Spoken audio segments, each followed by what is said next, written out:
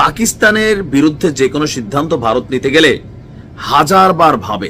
এটার কারণ কি জানেন?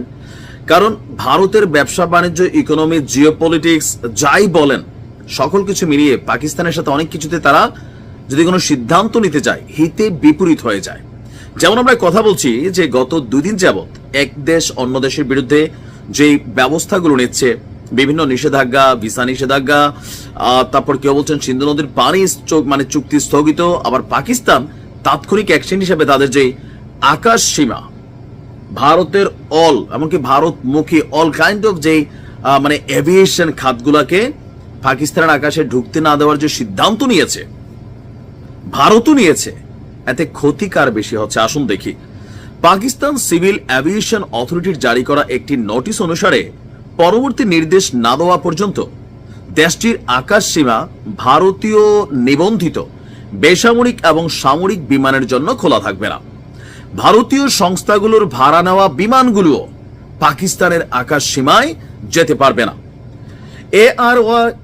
ARY নিউজের প্রতিবেদন অনুসারে পাকিস্তানি আকাশ সীমা বন্ধের ফলে মিলিয়ন মিলিয়ন ডলার ক্ষতির মুখে পড়ে যাচ্ছে আপনার ভারত। কিভাবে?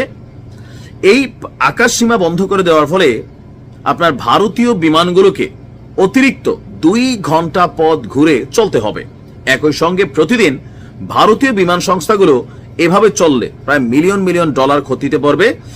প্রতিদিন 100টিরও বেশি ভারতীয় বিমান পাকিস্তানের আকাশ সীমাতে প্রবেশ করে। এর মধ্যে রয়েছে air India express, Aditya jet, Indigo air এবং আকাশা এয়ার। এর আগে কয়েকদিনের জন্য আকাশ সীমা বন্ধ থাকার কারণে ভারতীয় সংস্থাগুলো 80 মিলিয়ন মার্কিন ডলার ক্ষতির সম্মুখীন হয়েছিল, আর এটি যাত্রীদেরও ভ্রমণ যে ব্যয় সেটাকে বাড়িয়ে দেয়। অপরদিকে রয়টার্স বলছে পাকিস্তান তাদের আকাশ সীমা বন্ধ করে দেওয়ার পর আপাতত ঝুঁকেঙ্গা নেহি সালা স্টাইলে কিন্তু ভারতও আছে।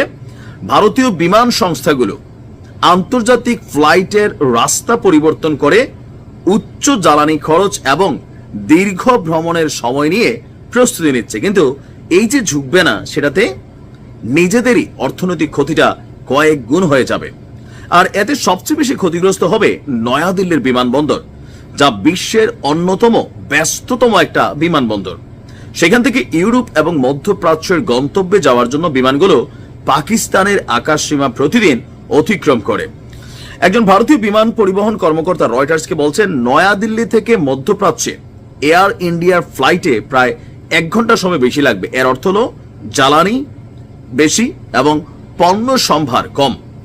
ফ্লাইট এওয়ারের তথ্য অনুসারে বৃহস্পতিবার ইন্ডিগোর একটি ফ্লাইট নয়াদিল্লি থেকে বাকু যেতে 5 ঘন্টা 43 মিনিট সময় নেয়। এটিকে দক্ষিণ পশ্চিমের গুজরাট রাজ্য এবং তার উপর আরব সাগরের উপর দিয়ে যেতে হয়েছিল। তারপর ইরানের উপর দিয়ে আজারবাইজানেও যেতে হয়েছে, যাতে খরচ অনেক গুণ বেড়ে গেছে।